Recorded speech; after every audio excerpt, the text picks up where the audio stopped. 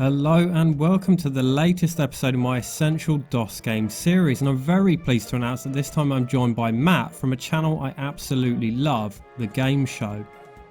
When I thought of making this video, I couldn't think of anyone more suited to talk about DOS adventure games, and if you're a fan of classic PC gaming, I thoroughly recommend his channel, which is linked in the description. In the early 90s, the point-and-click adventure game was in its heyday, and it found a welcoming home on the home computers of the era, including PCs.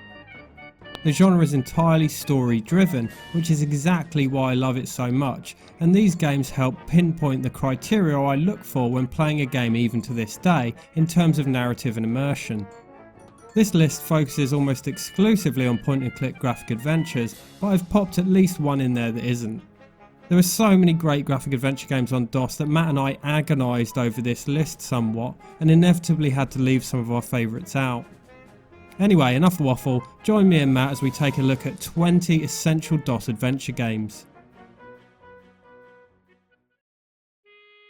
Originally thought up by Steven Spielberg, The Dig is a game about 5 astronauts who are exploring this massive hollow asteroid that just appeared above Earth.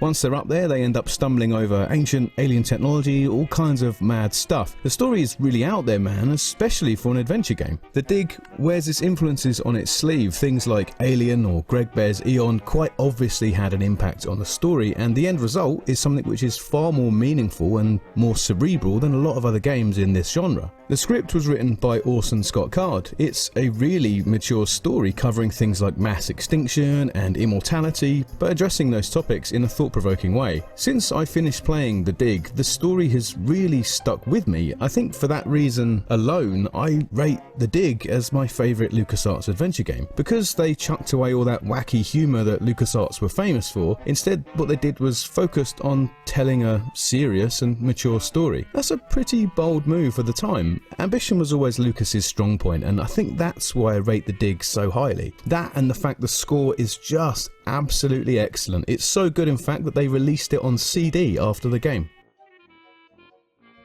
Cruise for a Corpse differs from many of the early 90s point and clicks in that it's a murder mystery. You take on the role of Raoul de Sentier, a detective who's invited to join a cruise hosted by some guy called Niklos, who's promptly murdered. It's your job to interrogate the other passengers and investigate the ship to find his killer. What immediately attracted to me back in the day were the gorgeous cutscenes which have that Delphine feel to them a la Flashback. It's all very Agatha Christie, and you feel like you're playing through one of her novels, complete with eccentric characters and the odd plot twist. The cast are generally the victim's family members or staff, and each have their own history with him. Obviously the setting is limited to one location, the boat, but the game compensates for this somewhat with a function that fast forwards time after you make an important discovery. It can be a bit slow and involves a lot of dialogue when grilling the suspects, but if murder most foul is your cup of tea, you can't go wrong with Cruise for a Corpse. If you're already a Discworld fan, then basically everything in the Discworld adventure game is going to be relevant to you. Although the script isn't by Terry Pratchett, it was refined by him and it was given his blessing. The story is a mashup between Guards and The Colour of Magic, with about 90% of the characters and locations being from those two books. If you're not a fan of Pratchett and none of that means anything to you, then Discworld is a fantasy adventure chock full of British humour, a who's who of British comedy in the voice cast, and some really hard puzzles. There is an argument to be made that maybe Discworld's unique brand of moon logic is about immersing you in a world where magic is only real just because people choose to believe in it. But also maybe the puzzles are just too hard. Discworld is slightly harder to recommend than a lot of other games on this list. Simon the Sorcerer, for instance, does a better job in nearly all respects, but Simon the Sorcerer isn't Discworld, is it? And that is what makes this game worthwhile. I usually bang on about its sequel, Day of the Tentacle, which is one of my all-time favourite games, but I thought for a change I'd recommend Maniac Mansion. Released in '87 and originally ported to DOS in '88, this was LucasArts' first adventure game to use the SCUM interface, which is actually an acronym of Script Creation Utility for Maniac Mansion, as it was developed by Ron Gilbert specifically for this game. As any point and click fan knows, this interface steered the adventure game genre away from the traditional text parser interfaces into a cursor based system that relied on command icons, which was far more user friendly and influenced almost every subsequent graphic adventure. With Maniac Mansion, Ron Gilbert gave birth to the point and click adventure game. The story is a horror comedy and was heavily influenced by B-movies. Set in a creepy mansion, the story sees protagonist Dave enter said mansion with his friends in order to save his kidnapped girlfriend from the clutches of one of the mansion's maniacal residents, the insane Dr. Fred, who is under the control of a sentient meteor that has crashed to Earth nearby. The graphics have been criticised, but personally I always liked the early LucasArts graphical style. Sure, it's primitive, but there's enough detail and colour there to make it look good, I think. The music's another story and is not kind on the ears. The mansion has several other wacky residents besides Dr. Fred, as you'd expect from a game called Maniac Mansion, including several Edisons, members of Dr. Fred's family, and 2 Tentacles. All of them bar Green Tentacle are hostile to the player characters and will either imprison or kill them on sight.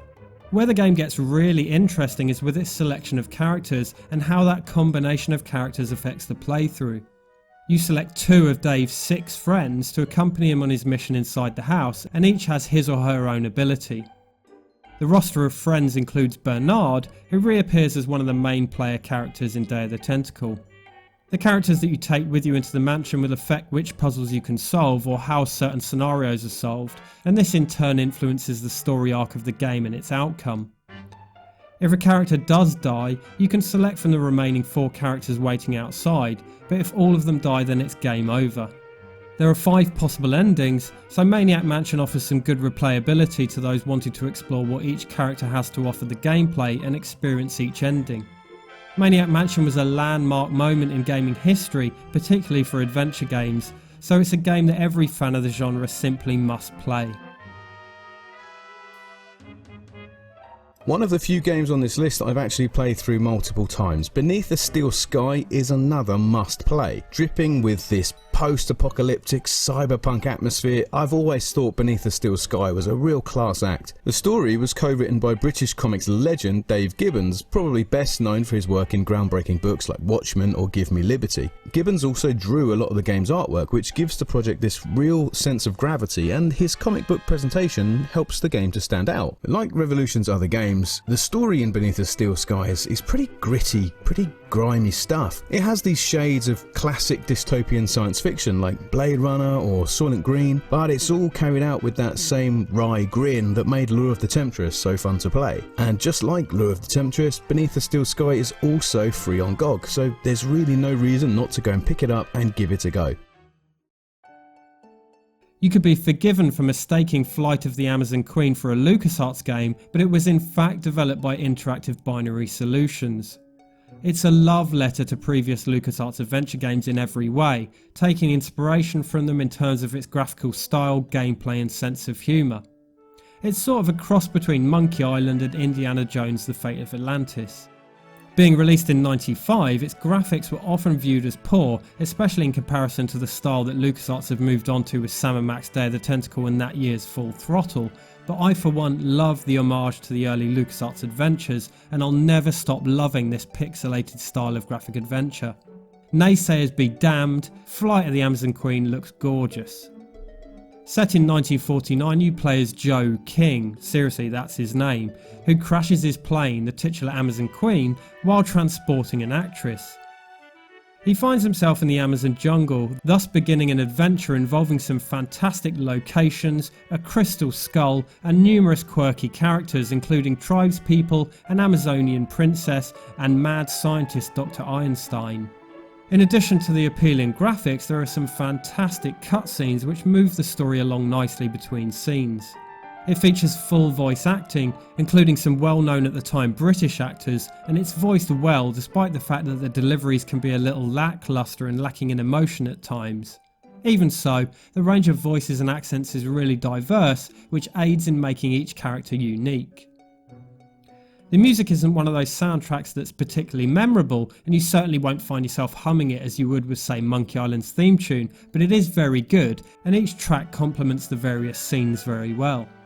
The puzzles are rather more logical than a lot of adventure games, so you're less likely to get stuck on a puzzle that ends up having a ridiculous solution than you would have imagined in a million years.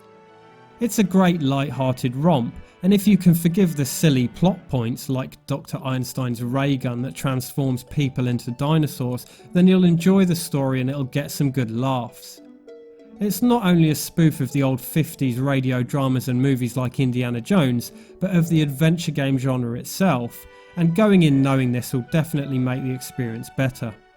Flight of the Amazon Queen is as close to a LucasArts adventure that you'll ever find without being made by LucasArts, and it's free on GOG, so there's nothing stopping you.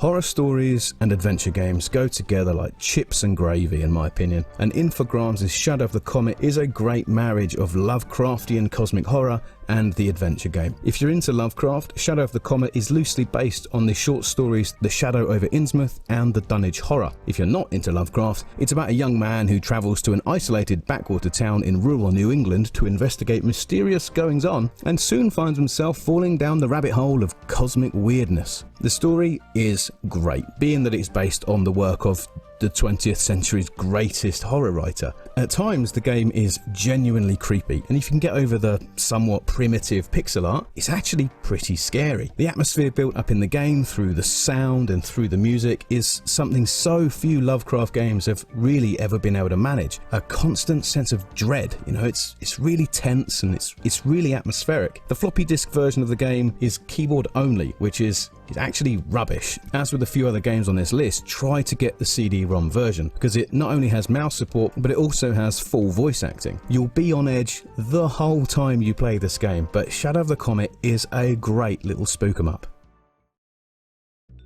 93's Sam & Max Hit the Road is an hilarious romp across America starring Sam & Max, an unlikely dog and rabbit comic book duo created by then LucasArts employee Steve Purcell. Sam and Max are private investigators, and the game's plot sees them investigate the disappearance of a Bigfoot from the local carnival.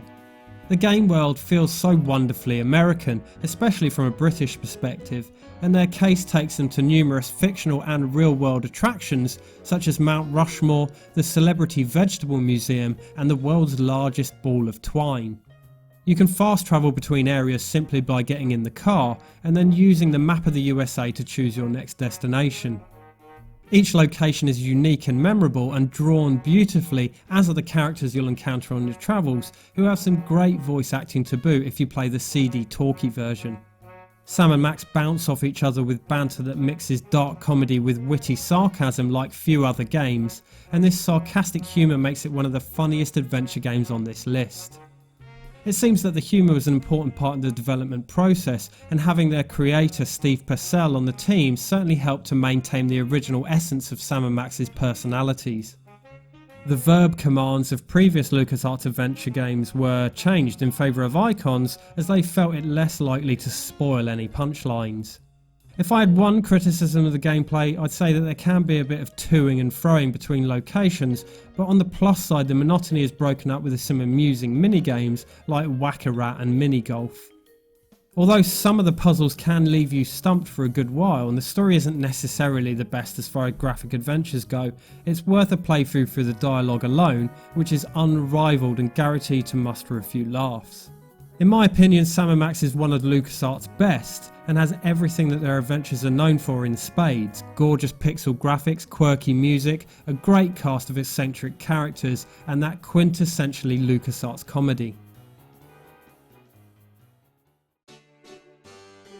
Allure of the Temptress is the first game by four lads from Hull who borrowed 10 grand from someone's mum and had a go at making a computer game. On the face of it, Allure of the Temptress is your usual fantasy pap about a hapless average body going on a quest to save his village. But what helps Allure of the Temptress stand out is the unique British tongue-in-cheek writing. Allure of the Temptress doesn't take itself too seriously, and that British flavour makes it a halfway house between the wacky LucasArts stuff and then the more serious and the more deadly Sierra games. It's not a massive game, in fact you can probably play the whole thing through in an afternoon, and really most of that time is going to be spent just going from place to place trading items with NPCs. The artwork though is great, and Lore is just filled with this character that is so uniquely its own. Here in the UK, Lore was a chart topper when it came out, and it helped to lay the path for Beneath the Steel Sky and then eventually Broken Sword. The reason I specifically wanted to put Lure of the Temptress on this list is because it's free on GOG and on scumvm.org, so it's a great way to get started with DOS adventure games.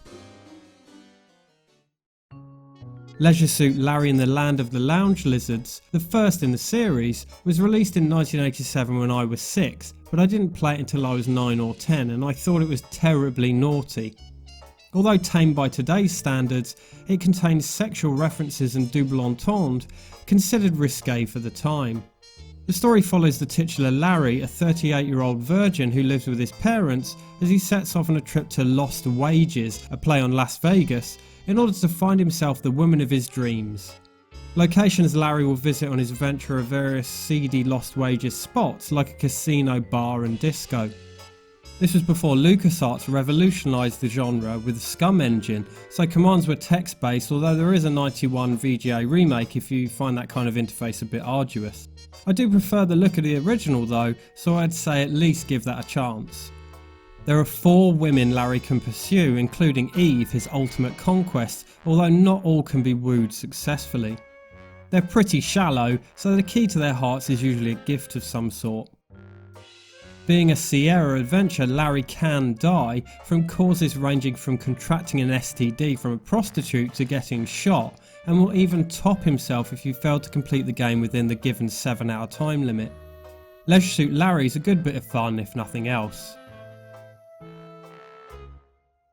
The Last Crusade was the game that convinced Spielberg that computer games were a good vehicle for telling stories, but Indiana Jones and the Fate of Atlantis took everything to the next level. The most interesting part for me about Fate of Atlantis is the fact that you can choose one of 3 different styles to play the game. It's like your basic easy, medium and hard, but each path has actually got slightly different gameplay styles. One of them is more focused on puzzles, and one of them even has the most competent combat I've ever seen in an adventure game. Contrary to the typical LucasArts philosophy, Indiana Jones can actually be killed in Fate of Atlantis, so you will need to watch out with what you're doing. LucasArts pulled out all of the stops for the CD-ROM version of the Fate of Atlantis, bringing that full Skywalker ranch to bear. It has a full orchestral score, fantastic sound and really good voice acting. They didn't get Harrison Ford to come back and voice Indy, but yeah, are you really surprised at that? It's really easy to forget about Indiana Jones when you look back at the old LucasArts adventure games, but Fate of Atlantis is a real gem in the LucasArts crown.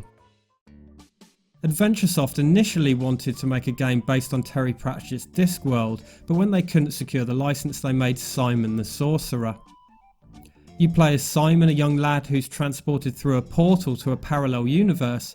The story follows his journey to rescue a wizard from an evil sorcerer. But first, he must become a wizard himself and needs to talk to some wizards having a drink in the local tavern reminiscent of Monkey Island. It's a wonderful combination of influences, Discworld as I mentioned, Monkey Island and British comedies like Blackadder, and what a combination that is. It's just as good as it sounds, with humour that will genuinely make you laugh, and it's so charmingly British. The CD release is the one to play as it has full voice acting with Red Dwarf's Chris Barry as Simon, which just lifts the humour up a notch. It also adds some stunning ambient sounds, adding an extra level of depth to the landscapes. Simon the Sorcerer runs on the Scum engine and is drawn absolutely beautifully. The sheer number of different locations just boggles the mind when you see the level of detail that's gone into creating each setting. There are a lot of puzzles to keep you busy, although the story can be a bit come and go at points, but the comedy mostly makes up for it. I'd say that Simon the Sorcerer is one of the best looking and most amusing point and clicks of the early 90s outside of the LucasArts games, and it's a must play for any fans of the genre. Gabriel Knight's Sins of the Fathers is 90s squared, man. It is about a young crime writer by day come murder investigator by night who's on the case of a series of occult-themed serial killings.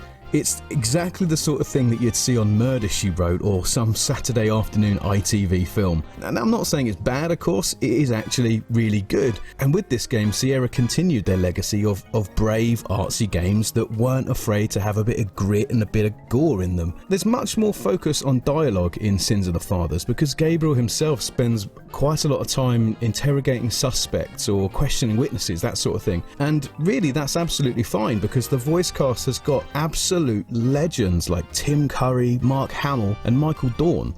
Now when you're paying for voice acting gold like that, I am happy to spend a few hours listening to it. Much like a lot of other games in this genre, Gabriel ends up doing quite a bit of globe-trotting whilst he's on the tail of this killer, and depending on some of the decisions you make, the game has two endings. The Gabriel Knight games are probably my favourite things from the Sierra stable, and you've really just got to start here with the first one. King's Quest VI is arguably the best in the series. As with King's Quest V, it uses an icon-based interactive menu rather than a text-based system, which is a welcome change. The story takes place in the land of the Green Isles, and following the events of the previous game sees Prince Alexander set off on a typical damsel in distress rescue mission. Puzzles involve either interacting with the world's characters or objects, and logic puzzles, one of which requires the use of a booklet that comes with the game, so you'll need to Google that if you play it online. There's also an in-game magical map of the Green Isles with which you can travel between the several islands. The islands vary in appearance and tone, each having their own specific theme. King's Quest VI affords the player far more freedom than most other graphic adventure games.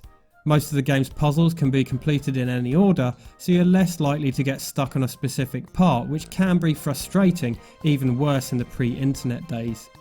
Some quests can be solved in more than one way, and there are two ways to play through the story, a shorter, easier path, and a longer one with more puzzles, which leads to an alternate true ending. There are also several smaller decisions to be made throughout, which can affect the overall outcome of the endings. It's a beautiful game and has some graphics that could go toe to toe with any other DOS games from '92. I played The Secret of Monkey Island for the first time about a month before writing this, so I feel pretty uniquely qualified to talk about it. No nostalgia goggles whatsoever, Monkey Island is a brilliant adventure game. I feel like story and characters are the biggest pull in adventure games, and The Secret of Monkey Island's writing is just top drawer. The hapless hero attempting to rescue a kick-ass female, that's a really cool trope to see inverted here, and it pretty much became the template for adventure games to follow. In a lot of ways actually, Monkey Island is like the progenitor of the modern adventure game. The puzzles are perfect as long as you're able to think sideways. The comedy is top notch, making me IRL lol more than once, which makes it one of about 3 games to ever do that, and the presentation is hard to beat. There is an HD remaster, but honestly the DOS version is superior. The original pixel art and that MIDI music, in my opinion that's just much better. If you're new to the genre of adventure games, The Secret of Monkey Island is exactly where you need to start. Not a point and click, but definitely an adventure game, Cinemaware's It Came From the Desert is an interesting blend of genres. It was inspired by 50s monster B-movies, specifically them, as both featured giant mutated ants. Dr. Greg Bradley comes to the remote desert town of Lizard Breath, California to study the remnants of a recent meteor impact.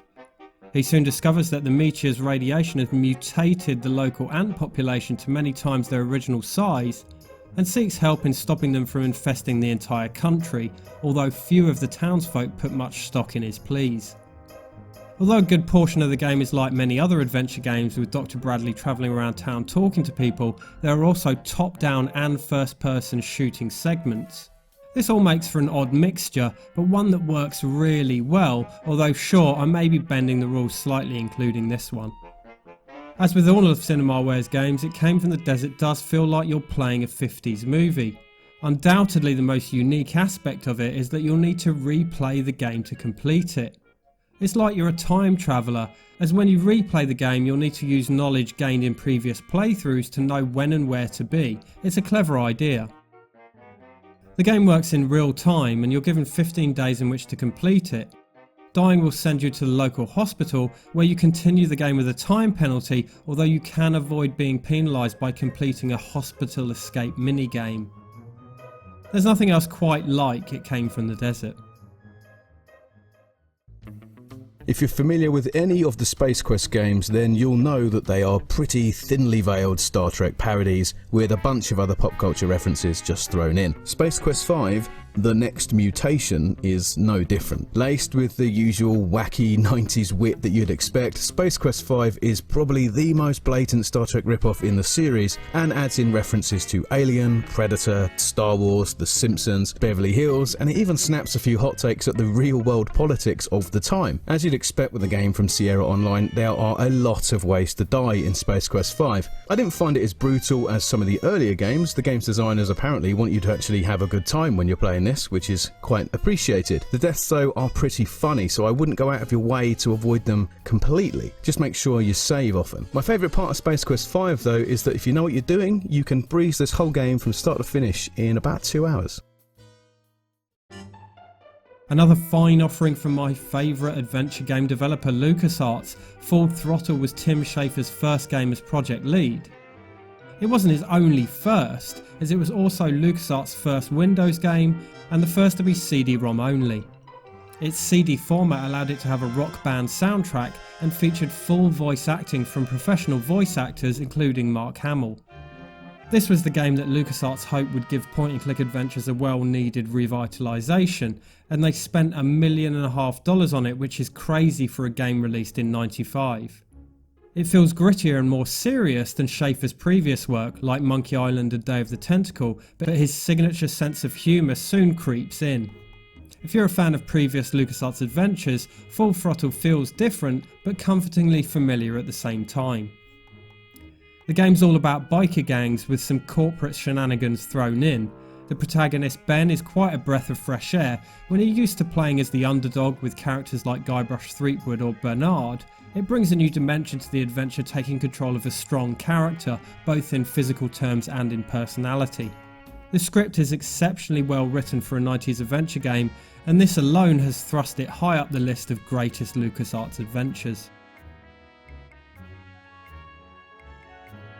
I used to say there are no good Star Trek games, but that was before I played this. There is exactly one good Star Trek game, and it's Star Trek 25th Anniversary. In it, you're playing as Kirk, Spock and the boys right at the tail end of the original Enterprise's 5-year mission. The game is broken up into about half a dozen or so smaller sub-missions. All of those involve a little bit of bridge simulation, a little bit of space combat, and a little bit of away missioning. The point-and-click adventure interface, it turns out it's perfect for Star Trek because the majority of the TV show was about exploring strange new worlds, seeking out new clues, and boldly solving puzzles that no one had solved before. The CD-ROM version of the game is the definitive version. It has show-accurate sound effects, it has authentic music from the program, and it even has a full voice cast made up of all of the actors from the original program. It's a really faithful representation of Star Trek, and it made me embarrassingly emotional when I played it, being this massive Trekkie dork that I am. It's one of the last times the full cast ever worked together on a Star Trek production, and whilst the game isn't the best adventure game ever, if you're a Star Trek fan or even just a sci-fi fan in general, it is a real peach. Quest for Glory Shadows of Darkness is the fourth game in the series and arguably the best, although it wasn't actually called Quest for Glory 4 and is the only game in the series to exclude the episode number from its title. The story continues where Quest for Glory 3 left off, but Shadows of Darkness has a much darker tone than the other episodes. The narrative focuses more on the characters, so you'll be going much deeper into conversations with the people you meet than in most other adventure games. It's like playing a horror fairy tale, a mix of sinister folklore and old horror films, taking inspiration from both, as well as classic writers like Mary Shelley and Bram Stoker. When you talk to characters, the game switches to a full screen view of your conversation, which is nice. The dialogue options are more Fallout 4 than Monkey Island, so instead of selecting from a list of fully formed sentences, you're picking a topic, which is often represented by a single word. As with many games released around '93, Shadows of Darkness has a CD talkie version which has some hit and miss voice acting. The actual voices are great and there's some good talent there, including narration by John Rhys Davies, who played Gimli in Lord of the Rings. As with its predecessors, the game blends point-and-click adventure with RPG elements, so you have skills and stats which can be upgraded and have to fight enemies along the way. Combat has switched from the third-person view of the previous games to a side-on viewpoint. It's a bit annoying that you can't avoid getting into these fights, but you do have the option to let the computer run the combat for you. The graphics aren't what I'd usually go for in a graphic adventure, looking more like a painting than say the LucasArts adventures, but it is beautifully hand-drawn and colourful. The music's fantastic and suitably atmospheric, with a bit of a mix of genres going on here. Generally it's like classical or medieval folk music, but rock and jazzy notes pop up here and there. Quest for Glory 4 is more of a mixture of genres than a traditional point and click, but if you're looking for a really immersive character-driven story, then it's ideal. So those were our picks for 20 essential DOS adventure games. There are so many more that we love but had to leave out, so let us know in the comments which are your favourites. Don't forget to check out Matt's channel, The Game Show, in the link below, because honestly it's just brilliant and one of my favourites on the old tubes. And as always, thanks for watching.